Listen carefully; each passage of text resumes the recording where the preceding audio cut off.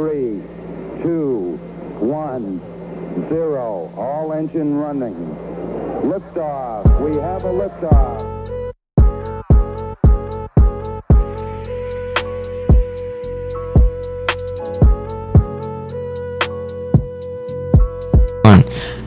Welcome back, AJ, listener, friend, family, foe, whoever you may be. Oh, we got some ops? We might. I don't know.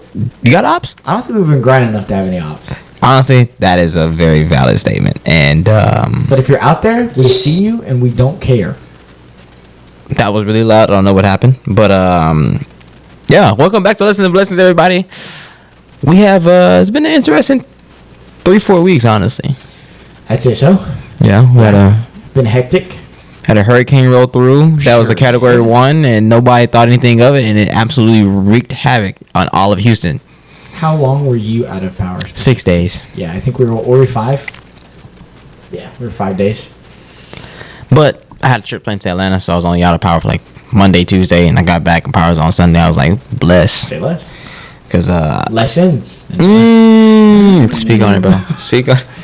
And that's why we're renaming the podcast. I'm just kidding. I'm not doing that. Unless. Nah. Man, welcome back, brother. Good to see you. No, it's good to be here, man. It's good to be here in my house. Yeah. glad we're here. Yeah. I think. What was it the last one that we were just talking about? How we had like stayed with our schedule for like the whole first half of the year. We're so happy about it too. We're doing so good. And we're still happy that we did that. And life really has been hectic and crazy. Mm-hmm. And I think that it gives us a good opportunity just to get back on the horse, and get back going.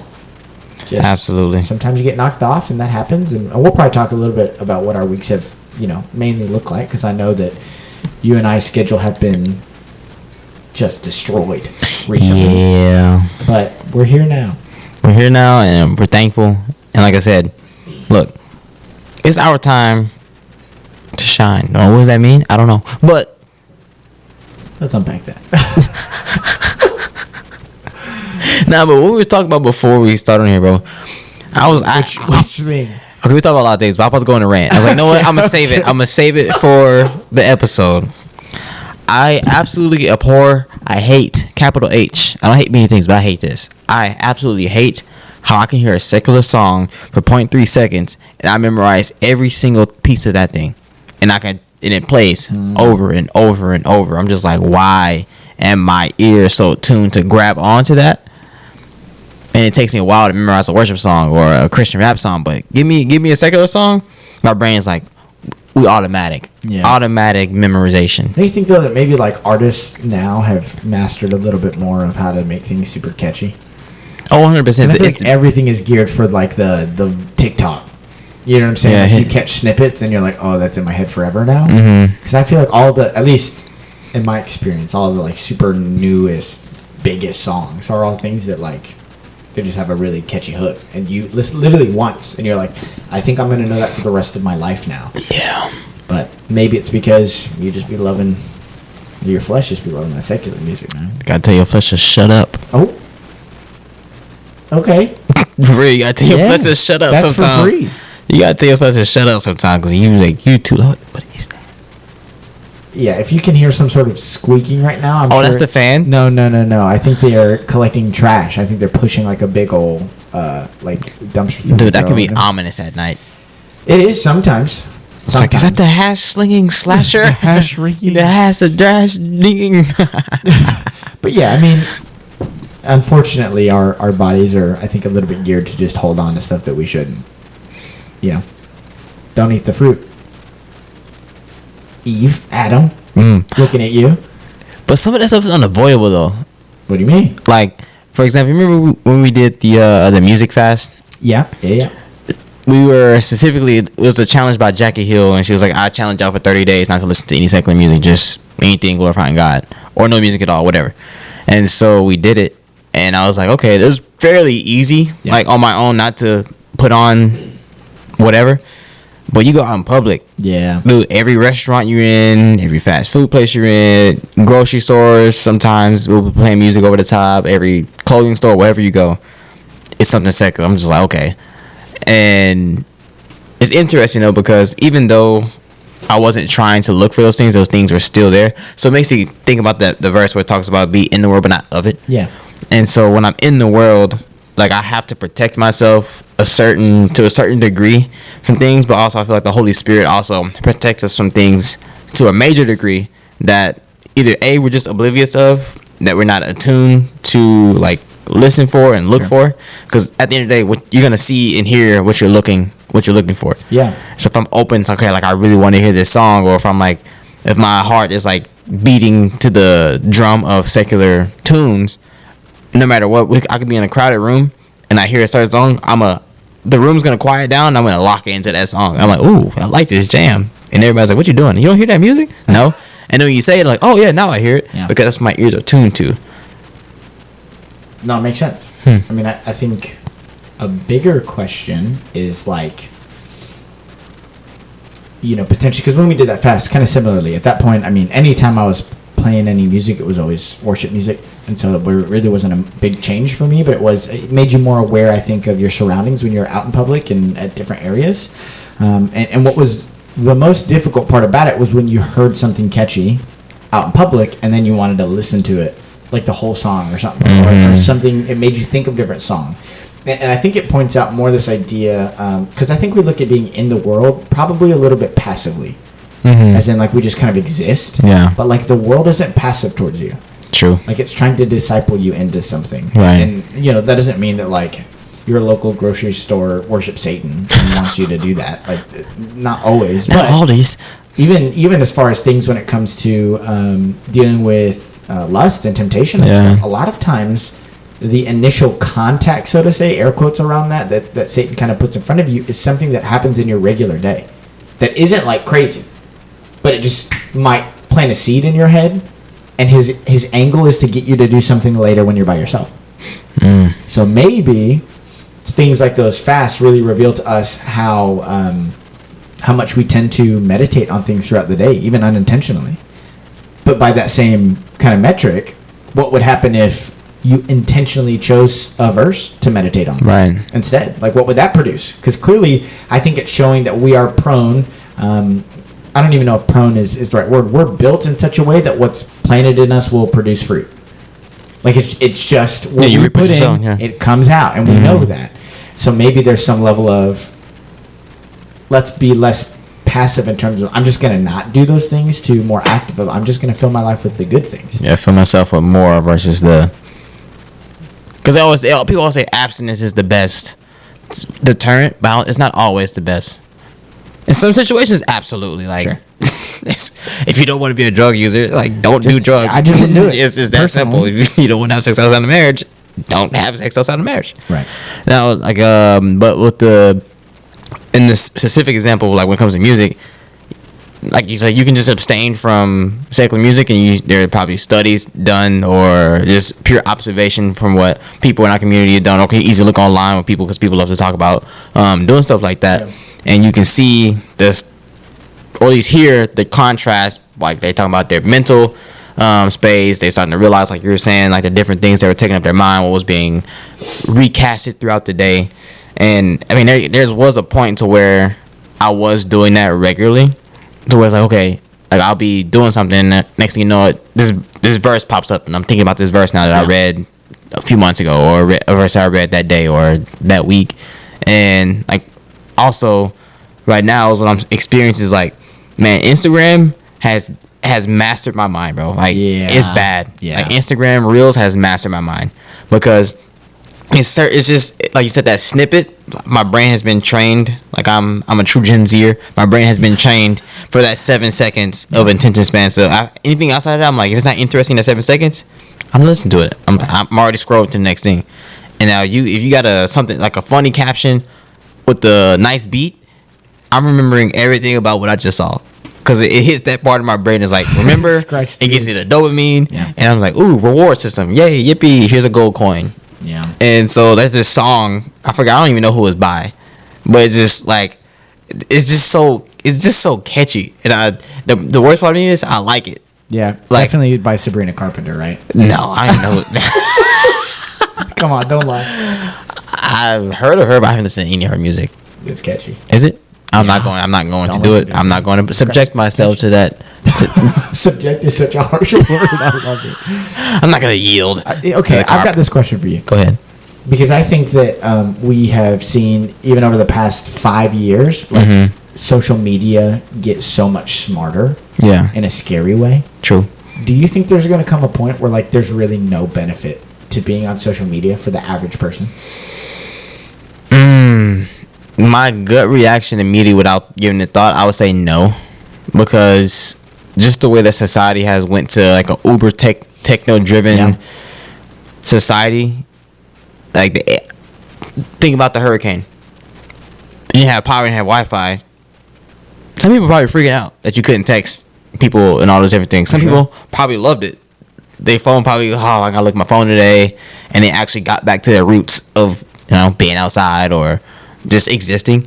But I would say no to some extent, but also yes, because something that we also saw was when the world shut down with COVID. Now, granted, Wi-Fi and technology was still there. Sure. But all of a sudden, when you had to be at home, nobody wants to be at home. Right. You were seeing droves of people outside in nature and the parks and all these different things. I was like, that's interesting, because when we were kids, that's how it used to be.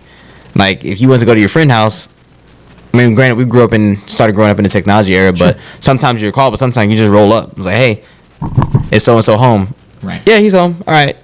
Well, then, you're hanging out for the next 4 hours, and somebody do that to you. And so I think it'd be really cool to kind of get back to that place where you have to more face-to-face interaction. I think we'd be way more connected. Yeah. In that way. So it's a yes and no. I think my prediction is that our algorithms are going to get too smart, and for the average person, there's going to be no benefit that outweighs the cost of having an algorithm that learns you so much and learns what your brain responds to, that like you're just trapped in it. Because I mean, Whitney and I have this conversation a lot, not specifically in that, but as we have both kind of taken a step back from social media. I mean, a lot of like, even what I was saying earlier, sometimes it wasn't that Satan would come to me and say, hey, I want you to watch porn at 9:30 p.m. Sometimes it was, oh, well, when you had a break at work, you looked on Instagram and you saw this picture and that made you think of this, and the fullness of that gave birth to this sin at the end of the day, And so it was just always a better decision for me to just pretty much get off of most social media. And we know that all social medias are not created the same. And so, like, typically we know that Instagram, Twitter, some of those other things, Reddit, wild. Yeah. But a lot of that stuff is just super unfiltered the way it happens. But even now, these other ones, like I get on Facebook periodically, and a lot of that is usually to keep up to date with my family and things that are going on. And I don't even usually have a lot of time to scroll on it anymore. But the ways that I have watched even Facebook change over the past couple of months, and perhaps it's been a lot longer. It's just been, I've been more, I think, watchful about it. I think there's going to get a point where, like, it's almost like, I mean, this is a buzzword. I don't quite mean it that way, but like, there's going to be like this matrix that you enter whenever you go into social media. That's like, oh, we know exactly how to keep you here longer. We know exactly what kind of content you want to watch. We know exactly how we can, whenever your watch time starts going down, how we can kind of bring you back in. Like, the whole point is to hook you to be on. That's the whole point of it. Yeah. I think there's going to come a point where most people will recognize, because right now, I kind of think we're at like almost like a weird middle ground, where even as we talk about lessons and blessings and maybe the potential necessary social media presence to go and to get our stuff out there and to make it grow and to do our due diligence to grow it however we can. And also, the more I've been off of it, the more I'm like, I don't know if there's a good enough reason for me to get back on personally. Yeah. I don't think it matters. Everything I thought it gave me, it doesn't give me. And whatever reason I told myself it was beneficial to connect with friends, I think it let me, I mean, I don't know if we're going to go here, but I'm starting somewhere. I was connecting with a lot of friends that I wasn't actually connected with. Yeah. I think that's something that we'll recognize. I think the literature psychologically will change in a decade or so, because we'll have more studies and we'll have people that have grown up with technology fuller, another generation. And I think we're going to find out that the human brain is really not built and wired for so many acquaintances that we have. Ooh. I don't think we're built for it. So, like, I have a friend, and it is a wonderful thing of technology. And I love this friend dearly. But he left to California, and then he he lived here for most of his life. We became really good friends in high school, and now I can still have contact with him. He's out in Seattle right now doing a job. I can still have contact with him every week, which is beautiful. That I can kind of maintain connection with that. And I wonder the effect of the human brain what happens if all of the friends I choose to connect with all move? And I invest in people that I don't get to see in front of me the same way. I think there will come a point where we realize, we have to like really make a conscious effort to disconnect from all of these social medias and really kind of ground ourselves in reality. It's hard to get out of that cycle when you're in it. Yeah, like, I mean, something that we alluded to when we had the episode with Josh. He was saying like we're the most connectedly disconnected people, in history. Yeah. And that's 100% to social media. Like, face-to-face interaction, they consider it an art to have conversations. Like, right now, there's this trend going around on Instagram. There's one guy, they're like, he has no social anxiety. Social anxiety has anxiety from him. Yeah. And because his whole page is dedicated to him just talking to people. Like, he has a little GoPro set up on his chest or whatever, and he goes by just saying, hey, good morning, how you doing? Striking a conversation with I've people. seen that. Yeah, and I think it's pretty remarkable. Yeah. Honestly, I think that's really cool for people like, hey, actually, it's not as bad as you think it is, because genuinely the human experience is pretty much the same. At least if you live in the same country, I would say. Yeah. Like, everybody in the West, in the United States, our childhoods, for the most part, were very similar. There's really no like super minute, like grand generalization, a specific experience that maybe just this one person had, or okay, that's not true, that a whole bunch of people had, just this one thing happened. But you see some on Instagram, it's like, oh man, I guess ain't nothing was original to my childhood, or we all did this. And I find that interesting. And because of that, when we get back to that place of learning how to actually connect with people in depth and say, hey, I see you, to get past the, hey, how are you? How's job? Right. How's the kids? How's the family? How's your spouse? But when you get past that and start to actually care, it's like, man, how are you actually doing? And then when you see them again, ask them about the thing they said about. Right. It's like, oh, you remember? Yeah, like, I care about you. Of course. But even if you say somebody, like, for example, another trend that people talking about, like when you on the commuters, like in big cities that take trains and stuff or buses, they get to say it's really interesting to see, like, getting used to seeing the same people all the time and knowing their parents. Say somebody has a hybrid schedule for work and they ride the bus Monday, Tuesday, and Thursday, and they stay home Wednesday and Friday. Right. And so they see you Monday, Tuesday, Thursday. You might not even say anything to each other, but when they're not there, you feel that presence. Like, man, I wonder if they're okay. Yeah. What happened? And then you see them, and then next thing you know, it's like, hey, I missed you. Like, what? Yeah. Like, how can you miss somebody you never talked to? Is it just the presence of people that we need, or is it actually the face-to-face, like, auditory, I'm looking at you, you're looking at me, we're having a conversation that we need? Or yeah. Some of it becomes, if I'm on the train and every day I see you, you become the part of the ritual of me being on the train. Mm-hmm. Like, I see it in that context. When I think about riding the train, I think about those people, or I think about whatever. In a lot of ways, I feel like we're kind of maybe getting to social media as kind of the fast food of human connection. Mm-hmm. It's like, it can work sometimes. As in, like, maybe there's a place when you're super busy for it, and even then there's a conversation around it. And I am a fast food enjoyer. Mm-hmm. I love fast food. Mm-hmm. And it doesn't do for me what, like, home-cooked meals do. Like, Facts. I remember after the hurricane hit and we didn't have any food in our fridge because we still didn't have power, and then when we got it back, all of our food was bad. We had to eat out a lot. I remember my body being like, ugh. What are we doing? Jesus sucks, dude. I don't want to do this anymore. And I wonder if we have been filling ourselves with, like, the empty calories of connection, like the dirty fast food of connection, where it's like, yeah, because I guess the point being, like, that person that you're on the train with that you see every day is real, and you see them and you can interact with them face to face and have a dynamic relationship. Mm-hmm. A lot of what these other things are like, you're catching moments of somebody that maybe you haven't seen in 5 years. I don't know if we've ever had to categorize if that's, like, beneficial to me or not before in human history. Like, we never had to have that conversation, because on the surface it feels like, well, this is a great thing for everybody, but it's like, I know so much about this person, I have not spoken to them. This is taking up space in my brain. Like, this is taking up relational equity that I'm giving either by sharing or observing or whatever. And, I don't think everything's, like, it's either all good or all bad. But at the same time, I think there is some level where like I would be interested if there are studies that come out on like we had some of this conversation last night at group. The difference between knowing somebody and experiencing somebody. I think that's what it comes back to a lot. I think we could answer maybe some pop quizzes on where our friends maybe went to like vacation last year. But like if you haven't had a conversation with them, I think social media almost blinds you to the fact that your relationship is suffering. I don't know. I had some pastors growing up that kind of always hammered into me, the relationships are dynamic. You're either growing or you're drifting. I think social media allows us to drift a little bit more comfortably. True. Because I was going to raise the question, do you think it's beneficial, like for the example that you talk about the friend that moved to Seattle, because you can reach out, you can still kind of maintain that connection. Yep.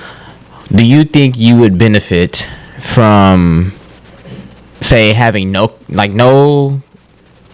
connection, but you know on a certain date y'all supposed to meet up in like a year, and as it got closer to that date, obviously, let's say in a perfect world nothing goes wrong, you both meet up, and then now you just pick up where you left off. Do you think you'd be more beneficial if you didn't know anything about his life, what happened in between that time, versus I was checking on you once a week, and now when I see you, it's kind of like, oh yeah, I remember this, I know this, I know this, I know this, I know this. What else do we talk about? Yeah. What do you think is more beneficial? Well, I mean, I think there are some friendships that naturally, like, I don't think him and myself have a friendship that's built off of just talking to about what's going on. Like, I think we just enjoy each other's presence and can hang out. And, I mean, you know what that's like, to have friends that you can just sit down with and not do anything and not talk about anything. And I have friends that I don't get to talk to, and kind of sporadically, and maybe once a year or something, I have a conversation with, and it's awesome. It's great, and the whole time such a great experience. And the solution, I think, because our brains are kind of trained to say that was awesome, let's do that more. I think for whatever reason, some of those friendships, I'm like, no, I'm good. Like, I know that they are not in a certain proximity of me right now that I need to really like grow this and benefit this. Because I don't know, maybe there's some psychological need of safety and security that's like, if I need help and things go horribly wrong, or I get a car accident, or, you know, and Whitney's busy, like, I can't call you if you're across the world. Right. You know what are you going to do? Yeah. Like, you can, I have to call somebody that I know here. And if we have a lot of friendships that are, like, split now, I'm not saying you need to stop talking to all of your online friends. Right. Don't do that. But what I am saying, though, is, like, those clearly are not a great substitute for actual connection in what we would call, like, your community or your tribe. Like, something changes, I think, on a physiological level. Like, the safety and the security that being with people feels. Like, there's something to, even as we've started kind of doing this group together on Mondays that's been led. These are people that I've brushed shoulders with for months now, right? But intentionally doing it with people and getting to hear about them and keeping up to date and feeling like we've started like a conversation, so to say, between us of, yeah, I heard that this happened last week. How is that going this week? Something changes that makes you go from, oh, maybe I feel more lonely, to, oh, I've got people around me. But, like, I think we've lost the art of saying, I feel lonely, so I should go make friends. I don't know. I don't think it, I don't know if there's a level where I would, like, I guess I would say this. I think there are definitely people that will be listening to this episode that may be struggling with loneliness or have an issue maybe integrating to a new community. And I would maybe just submit to you, and I reserve the right to change my mind about this, but I would maybe submit to you, you need to let go of what you had, and you need to build something new now. Sometimes that gets in the way. Yeah. I don't think it means that, like, they're dead to you. You know what I'm saying? But, like, if you're spending most of your time talking with people that aren't around you, then how could you feel secure and safe and not alone? But I don't know. Right. I would say, for me, I really starting to value my alone time. Sure. Cause I remember when I was in college, man, I felt all my time just being with people, being around people. Because I was genuinely, I felt lonely. Like, I didn't feel like people really knew me. So I was like, you know what? I'm going to be everything for everybody and kind of mask that. But when I got by myself, then all of a sudden I got to wrestle with all the thoughts that you suppress the whole day. Yeah. And so now that I'm becoming more secure, becoming more secure, not only in my relationship with Christ, but just as an individual, getting to know myself. Like, I really value alone time now, like making sure that I'm spending time with me. not in a selfish way where I'm like neglecting my friendships or my relationship with Katie or a relationship with the Lord. It's just making sure that I need to seclude sometimes and just do what I like to do by myself. Like, there's nothing wrong with that. But some of us take it to the extreme, and that's all you do. And then, like you said, then you find yourself lonely, and you wonder why you don't have no friends, or you feel like you're not known because you're not making yourself available into that. And I think social media has a good way of contributing to that with social anxieties. Yeah. Because, like you said, that if all of our interactions are digital, that's not real. Right.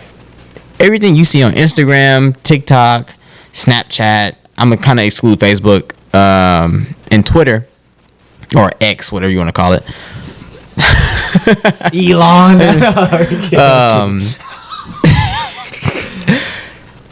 You're only presenting your best self. Right. It's very rarely you come across a page where somebody is genuinely, truly being vulnerable with what you're seeing. Right. And even in that, I'm like, is that really the full truth? Even the ones that are built like Be Real, even the ones that are built around that, I'll still watch people go, I don't want to take it right now. Or they'll hit them with the like, come here, let's make a picture. No, it's funny about Be Real. It's funny about Be Real. They've shown how many times you can retake it. Yep. I look at it. You retook it 48 times. You're not being real, brother. Yeah. You failed at the number 2. I think we love to say we want authenticity. I think we're really afraid of it. Yeah, it's that classic vulnerability piece, because it's like, if they knew the real me, right. This is what gets me too. If they knew the real me, X, Y, and Z, right. But on the other side, it's like, nobody knows me. Right. Well, how can they get to know you if they don't know the real you, or you does not the real you to come to the surface? And is it one of those conversations where it's like, do I need to find people that I'm safe to be real around? I would say yes. Definitely find people that you can trust, that you can truly be yourself around and not feel like you have to perform for them or change who you are. But there's another element to that, like, where you have to take stock of who you are and what you have either grown up from, what you've grown into with the community that you're in. There might be certain aspects about you that are not genuinely, that are not good.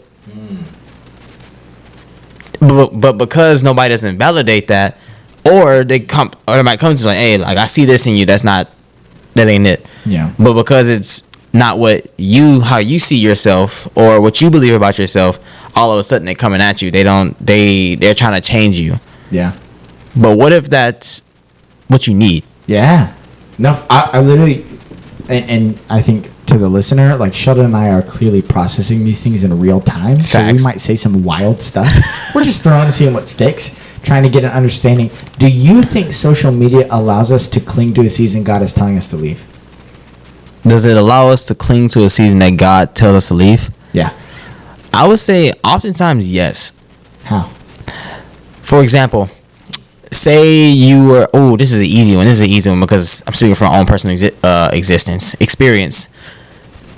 After you leave, I'm speaking specifically from a college athlete. Sure. I'm separating myself from a regular college student. That's different. Yep. Coming from a college athlete, going from that extreme rigid schedule to a 9-to-5 is like night and day. It is not talked about enough because a lot of people really do struggle. Yeah, going absolutely. from that extreme to the highs of your senior year, graduating and playing your last seasons and doing all these different things, and all of a sudden now you got a job. Or some people graduate straight from they graduate and the next day they're working in the workforce. Some people take some time off, which I think is always a good thing if you financially can do that. But for me, I wasn't ready to go into the job force. Like, I knew I needed a job because, I'm graduated, I'm 24, and I want to survive and enjoy life. I need money to do that. Yeah. But once I finally got the job and I realized, I was like, man, like, this is tough, because when August hit, looking at everybody else back at school doing the things I used to love to do, like the orientation, being an orientation leader and going to classes, they're going to your favorite spots and posting about their favorite spots and all the different events that go around with the start of school, or like homecoming events and all these different things. You really start to get reminiscent, and you can really get to a form of jealousy and wishing you were somewhere where because you're not planning and taking this new season and like planting your feet there. Yeah. And because of social media And it's interesting though, because I always say God is an algorithm. I genuinely God is an algorithm. Like, if he can, for example, say you're somebody who struggles with let's use easy one, struggle with pornography, right? All of a sudden, you're in your head, it's knocking around, it's beating you up inside, and you're like, at this point, you're like, you know what, you're pretty much at the point of rationalizing doing it. Yep. And then, you know what, I'm just gonna open up Instagram, and the first video you see is a video about don't watch porn. Yeah. That's not coincidence. No, for sure. That can't be coincidence. Like, I believe that God is using that algorithm to get us to where he needs us to be, because we forget that God is all knowing, so that means he's flexible. He will use what we create to get us back to him, the creator. Absolutely. And so it's like, yes, social media can be bad, but it can also do an immense good. Like, there's a conversation that me and Josh opened up. There's this video where this guy was like, he doesn't believe that all the greatest preachers already came. He's like, he believed they're here now because it's the simple reach that we can have. Sure. And I agreed and disagreed to Yeah, to an extent. I was like, I disagree on the point that the greatest preachers are now, because what are we publishing that's going to transcend the test of time? Sure. Like, we haven't had a Paul, and unless you know a Paul has somebody who wrote 13 epistles, and yeah. and like these, like, there's, granted, you can use like just literature, like books and studies and stuff like that, but we will not have another Bible. Well, yeah, and I mean, not since really Billy Graham, I think, would be the last one that we look at universally. And Yeah, that was yeah. insane. Like, he was a titan among Right. Christian evangelicals, but like there's immense good that can come from social media, but just as good as it can be, can also be just as bad. And I think that's where we have to really be on guard. And okay, do I know my limits? Do I know where I struggle? Do I have the tools to pull away from that? And when I do pull away from that, now I am faced with a new world where my mind has been reframed to look at the real world from the lens of the fake world, and I have to discern what's true, what's not true. I have to unpack what's true, what's not true, what have I come to believe, what do I have I forgotten. And then it's like, it's just never ending, like, growth process that we all have to go, this ebb and flow. Yeah. And it's so interesting. I ain't gonna lie, I was like, man, if Wi-Fi just happened just to crash forever and you can never fix it, I think that'd be the greatest day in human history, other than Jesus. But like, in the last 100 years, I would say this would be the greatest day. Granted, would there be mass pandemonium everywhere? Absolutely. But you know, something that's interesting about the human spirit, we bounce back. We will figure it out. Yeah, the pushback I would give you is we'd find something else. The way that you're describing it, like, I agree that social media can be good. Like, I'm not like anti everything. Yeah. Ever. I just think we're getting to a point where the potential harm is starting to outweigh. I think. I see what you mean. If you to say God could use the algorithm, for sure, right? But I think that the issue lies in the fact that if you're tossing, like, just on a personal level, if I'm tossing around the idea of watching porn or not, and then I decide to go to Instagram, I am saying I want to get my toes in the pool. If the objective is to not get wet, I know what I'm doing. Right. So the real distinction would be, God would say, okay, well, why didn't you turn to the Bible? Right? True. Why'd you go to Instagram? You went to Instagram for a reason, and I halted you because I have grace and I love you. Yeah. And I always provide a way out, right? Even when you think you're too far in. Right. James, shout out. Shout out to James. But I also think that there's some level into it. I don't know if this is true or not. I might try to circle back to this, but I saw that, like, as a generation, like, we don't really use a lot of drugs and alcohol compared to previous generations. And I don't know if that's like stats that were collected based off, like, just America in particular, things like that. I might see if I can find some of that. But anybody who has lived in our generation could say, yeah, I don't. A lot of my friends and even people that I hear about, they don't love the idea of going out and getting thrashed right now. But we all do reach for our phone. Like, it's not different, the reason why we reach for them. Right. Because even in the same way, like, take the same situation, and let's say that you're a father in your 40s right now, and you feel really stressed and overwhelmed, and you want to give in to temptation or something, and you reach for a beer bottle. and on the TV is like a Christian commercial. Yeah, you reaching for the bottle is the issue, though, because and not that, once again, it's not that alcohol in itself is bad, Right. but if you're predisposed to using alcohol to make you feel something different or escape something, then it's going to be an issue, right? And I think that the issue with social media in that aspect is it is introducing potentially a crutch to a lot more people all at once. And we don't have the same necessarily stigma as it. For as much as I've seen, I don't think that alcohol is going to make you potentially, you know, get in a car and crash and kill a family of 5. You know what I'm saying? Like, Right. Like social media, just because you're on Snapchat doesn't mean you're going to do that.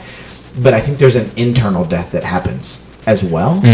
And I wonder if some of the literature will show in a couple of decades that we put down the bottles and we put down the drugs and we picked up our phones.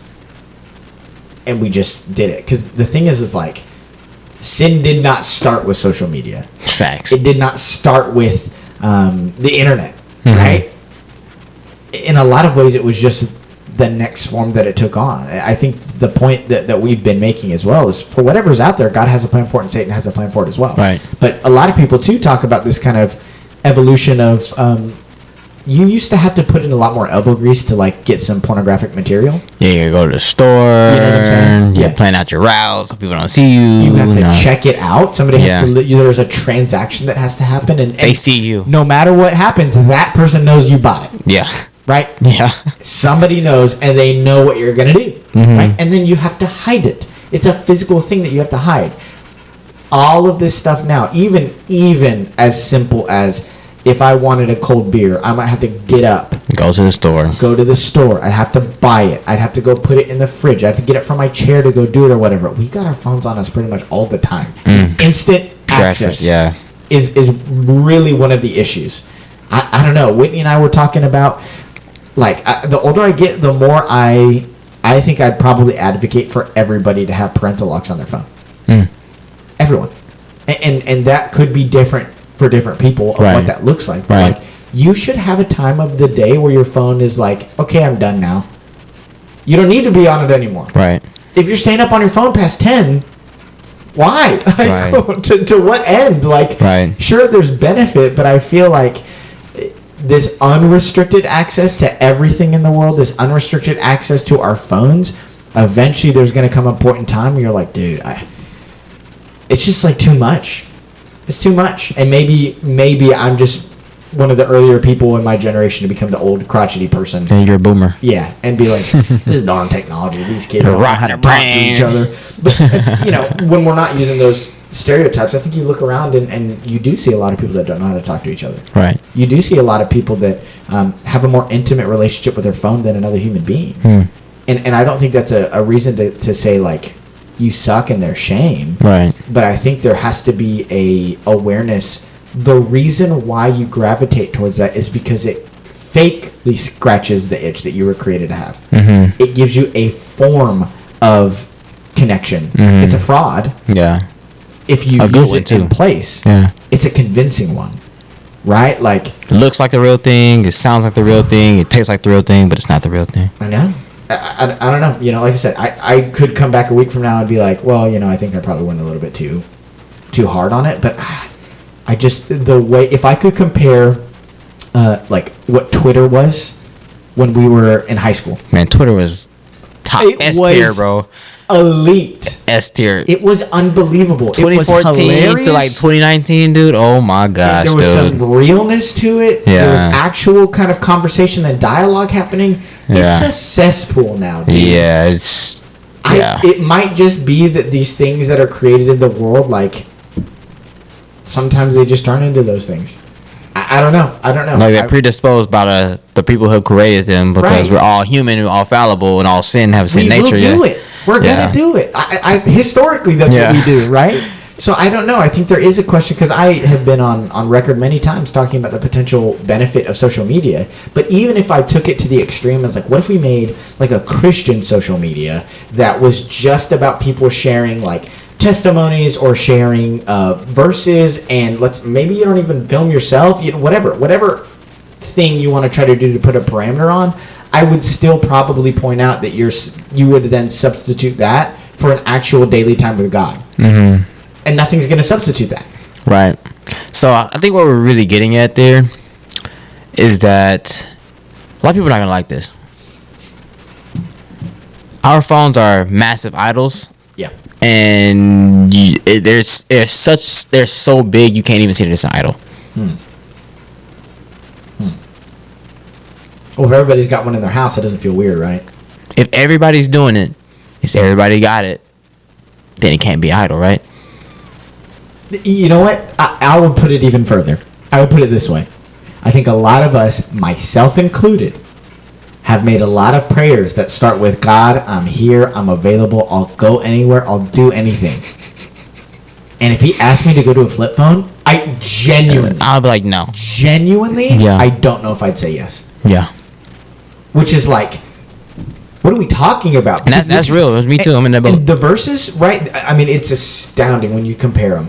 The verses that talk about, essentially in the Old Testament, when God is kind of roasting the idea of idols, really. He talks about like the carpenter who works with the wood and out of one piece of wood carves out an idol, and out of the rest of the wood he makes a fire for his food, and out of, he just uses it for different purposes throughout. But then he takes what he carved and he bows down to it.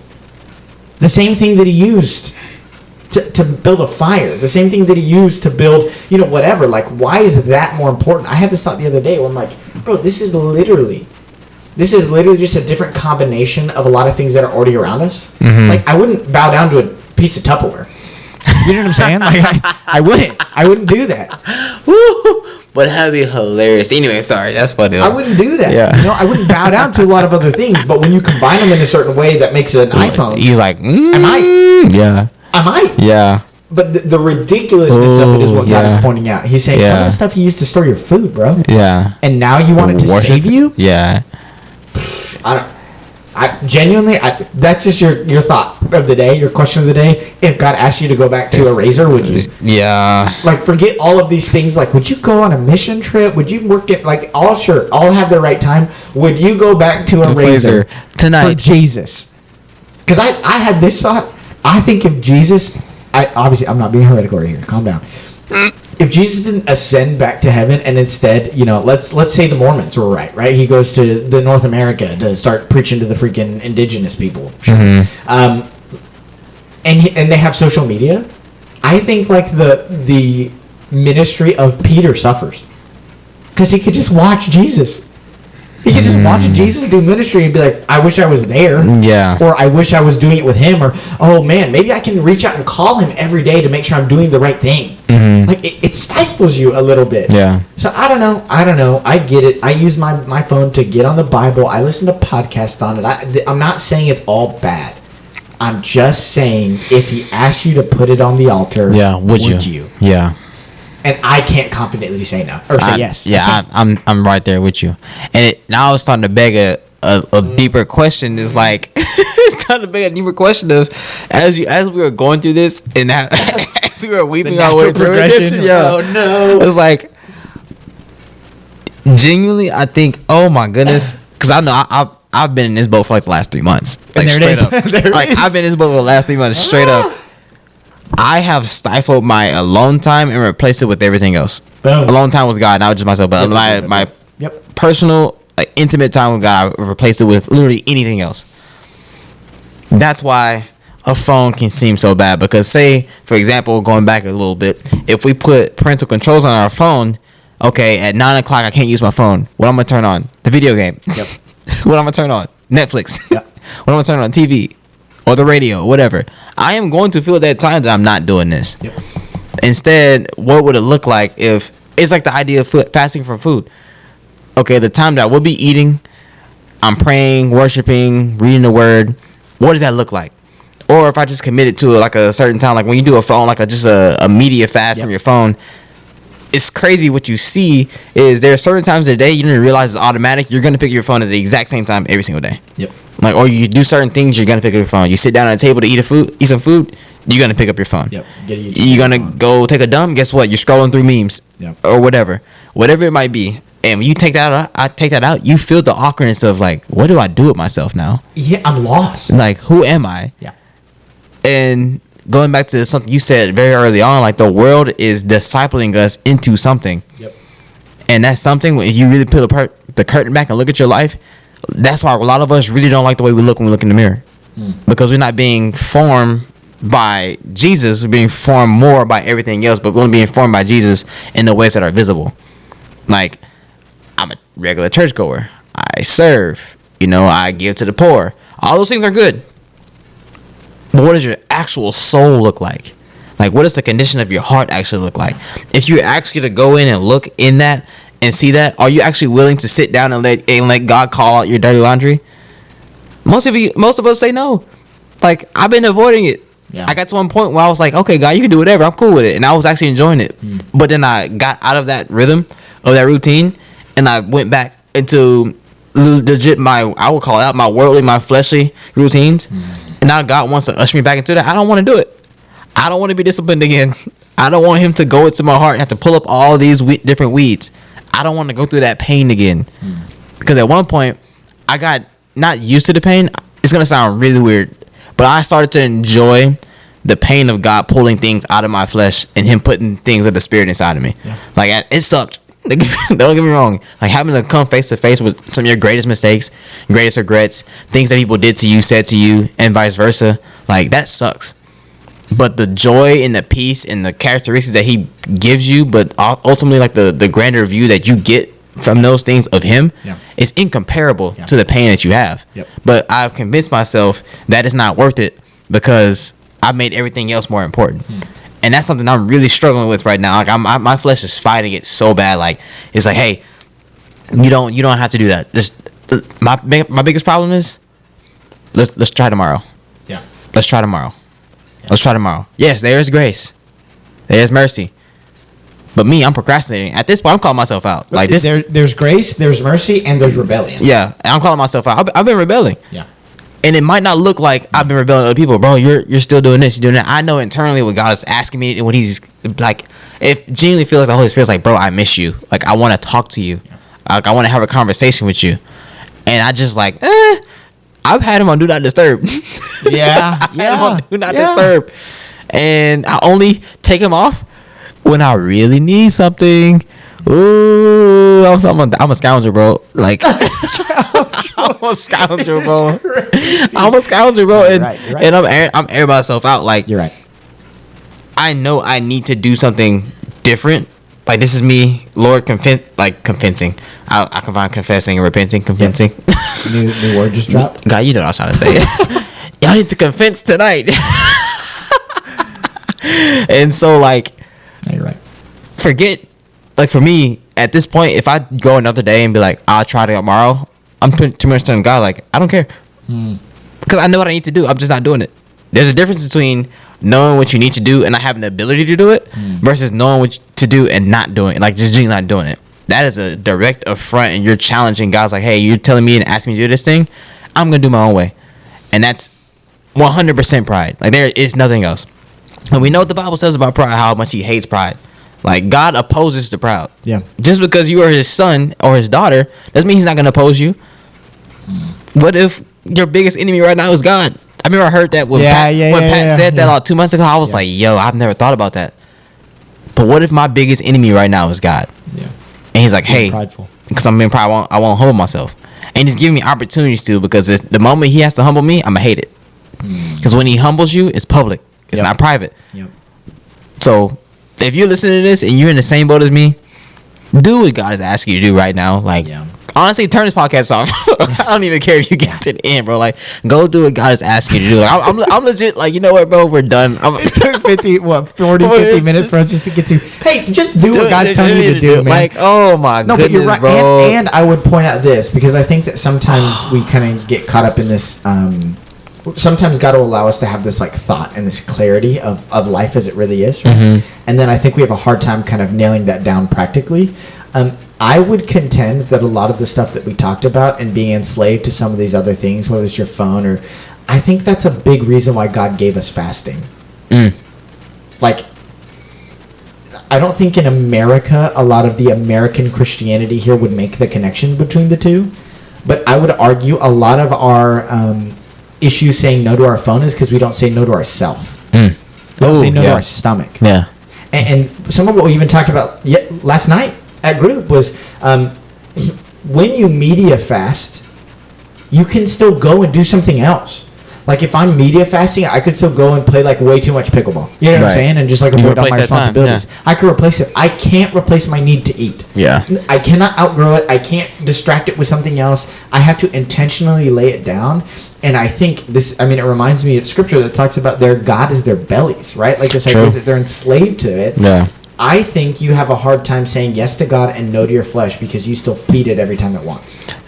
We have no self-control, no impulse control. No impulse control. Because we only say we have self-control when it comes to sexual things. Yep. That's the only time you people always talk about self-control. Like I remember you made this. I remember, I don't know. It was like this was an off pod moment where we can be like super red. Yeah. And we're like just going in as hard as we can. It was like you said something that bro, it hit. You were like he was like, how can you expect yourself not to watch porn, but you say you're gonna be on a diet and you haven't said no to a burger in 4 years? I was like, yo, it's always to me. I'm always saying it to me. But I'm just like, that's so true. How can I expect to conquer something that seems so powerful? Yeah. When I can't even conquer the little things. Every time my body tells me to stay watching TV a little bit longer, you do it. The second that you say, oh, I'm feeling bad and I am going to eat the worst thing I possibly can. Yep. Right? Not saying that just because you eat ice cream, you're going to hell. That's not what I'm saying. Or anything like that. But Whitney, my wife is, she turned around and she threw the gun. She's like, "Oh, you said what you said about ice cream, boy?" ADHD girlies unite. Yeah, but you gotta start looking at the small. Okay, how am I saying no on a consistent basis to the basic things? Because this is a word I've been throwing around recently. That is an inappropriate expectation that you have that you can somehow conquer the big thing. You can't even do the one little thing that you said you can do. You haven't practiced saying no to yourself. And that's when we get to deny ourselves. Yep. Like whenever I talk to people who are not Christians and that share the gospel and by God's grace in that moment they accept Him, the first thing I tell them is like, hey, I don't know what you know or what somebody's told you. Doing a Christian life is not easy. Yep. Right, you're gonna be faced with so many more things because now your eyes are gonna be open, your heart's open, your ears are open. Now you guys start seeing things you never had to deal with before. Granted, Jesus has defeated all that. But the biggest thing, the hardest thing you have to do is to kill your own self. Bruh. Like, I'm so heated right now. Like, I'm so mad. Like, it's the hardest thing you're going to have to do is to deny yourself. I don't think anything's harder than that. Christian walk wise. Yeah, forget about God getting on your like algorithm and dating. Imagine him just coming in a conversation and being like, "That's cute. Like, let's keep talking about it." The issue is that you don't say no to you. Yeah. So you can't say yes to me. Yeah, because in that if you write down on a piece of paper, what does that say? We are still our own gods. Yep. Because a ruler, a dictator, a god gets whatever he wants when he wants it. No question asked. Yeah. And we do the same things with our bodies. When my body says, "Hey, go drink that," I go drink that. When my body says, "Go eat that," I eat that. My body says, "Go do that," I do it. I'm taking a nap. But like it says in the scripture, I need to find the exact scripture. But we are to rule over our own bodies. Yep. Like, we're not ruling over our own bodies. I'm so mad, dude. Like, because I feel like we're both getting a rise out of this. Because right now, both of our dirty laundry is getting pulled up. It's like, wait, is it that simple? Is that what I've been missing? Yes, that's what we've been missing. We've foregone the simplicity of simple self-denial. Yeah, it reveals. At this point, you can turn off the pod because this is just for Sheldon and I. We're just gonna keep going here for a little bit, but like, it reveals an arrogance. Yeah, it reveals an arrogance. Yeah, even from the perspective of when you hear about fasting, it usually is in a context to get something out of it. Like when we seek him in the beginning of the year. I'm not against that. I'm definitely pro do that, right? Like, I'm not saying that's wrong. But if the only time you fast is because you want an answer from God, are you denying yourself ever? Or are you still just trying to get something that you want? Yeah. Like, it's really hard to tease apart sometimes. But I mean, I used to try to fast every Saturday, at least a couple meals. You know, sometimes I'd still have dinner or whatever, and I had that in my schedule for a while, for a good amount of time.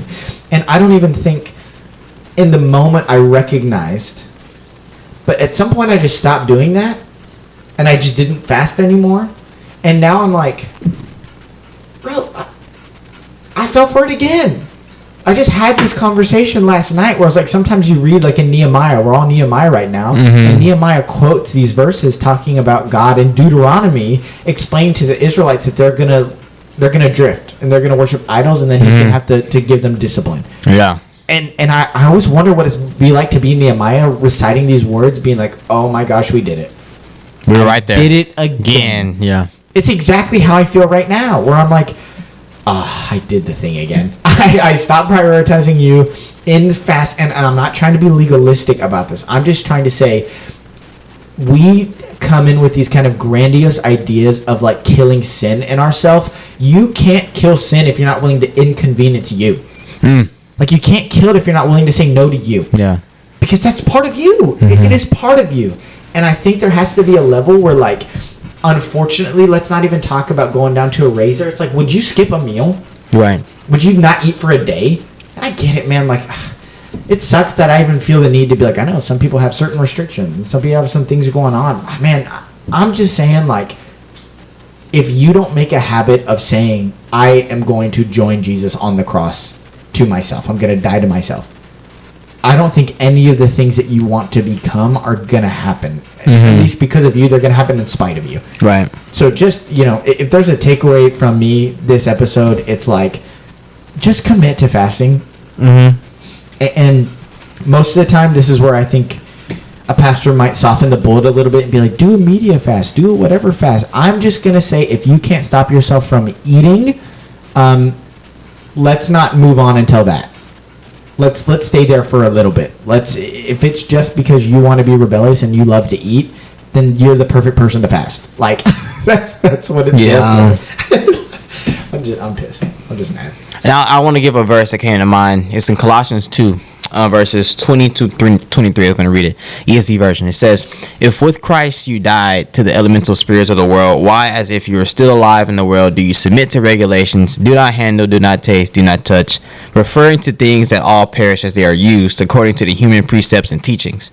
These have indeed an appearance of wisdom in promoting self-made religion and asceticism and severity to the body, but they are of no value in stopping the indulgence of the flesh. Like, I remember the first time I read that, I was like, this is a freaking bar. Granted, I didn't know half the words. I didn't know what asceticism was at the time.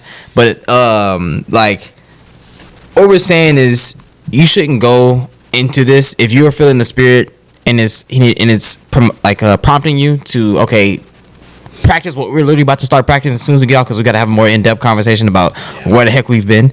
But don't go into it self-righteous. I'm doing this to prove to God that I love him. I'm doing these things to prove or to get more of his love or whatever. Like, if God is calling you to fast, just simply fast that you see more of who he is. And let him take care of it, literally everything else. Because like it says, if you do all these different things, like I said, a media fast is great, right? I think it can be beneficial if that's what you need. But if you're doing all these things outside of biblical context, like it tells us in the very last thing, like, it has literally no value in stopping indulging in your flesh. It's literally a pacifier. It's a band-aid on a stab wound. Like, it's only gonna appease you for a little bit, and then you're gonna go right back into it, and guess what? It's gonna be worse. And so, please take that. We love you. We love you. We just definitely got fired up in these last 20 minutes, and thank the Holy Spirit for honestly just airing us out and convicting us, because we need to have a deeper conversation. But like I said, I really hope that you listen to this and you feel spurred on to also go seek God's face in his heart and see, okay, what is God? What are you asking me to let go of? What do I need to do or not do? Yeah. No, absolutely. And I would say, even to piggyback off of what we were talking about before, maybe one of the best things that you can do, if you look around and say that I've got a group of guys around me or a group of girls around me that really want to chase after the same thing, and we really want to seek the face of God, you guys agree on a day to fast. Hold each other accountable in that. The Bible says that when you fast, like, don't make it public, right? Because that your reward is the admiration that you get from other people, and that's nothing more. The same way, like praying, all that kind of stuff. If you do it for the reward and the applause of people, that's your reward, nothing else. But there is something to be said about, okay, let me grab the people that are in it that are gonna know. We're gonna do it together. We're not gonna make it a big deal. We're just gonna check in with each other and spur each other along to good works, as the Bible tells us. Start there, because I know, I mean, even without me and Sheldon having the conversation, I know we're gonna go to our group of guys and be like, we need to do this. Like we've got to set a day that we all fast together, or at least a day that we fast and we all check in. You know, like it's that important. But we talked about a lot. It could be your next. This is honestly one of the things I love about being at United City is that we boil it down to you have a next step. It might not be everything that we just said. It might be telling yourself no when you want to pick up your phone and watch YouTube videos. Yeah. It might be getting up early when your body wants to sleep in. I don't know what it is for you, but there is a next step, and I really want to double down. If you already know what the step is and you don't take it, that's rebellion. And I love you enough to lovingly push you today. Today, make the choice. Today, set your heart on what his heart is on. Because, like Sheldon says, if you get humbled, the longer it goes, the more public it is. So just get it taken care of. Man, if you guys have any questions, reach out to us. If you got a friend that could benefit and you want to start doing some of the stuff with, share the episode with them. Get connected. Make real friends, real connections, and please go on to pursue God together. That's it from me. All right, man. This has been Lessons and Blessings, man. We love you. This is Sheldon. And AJ. All right. Y'all have a good one. Peace.